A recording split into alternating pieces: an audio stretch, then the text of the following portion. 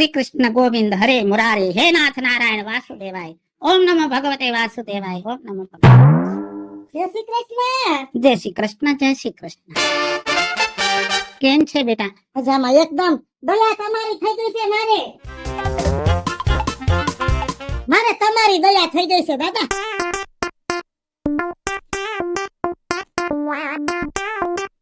હા ભયું હરવું થઈ ગયું દાદા. તબેતી ઉપાડી દીધો ને.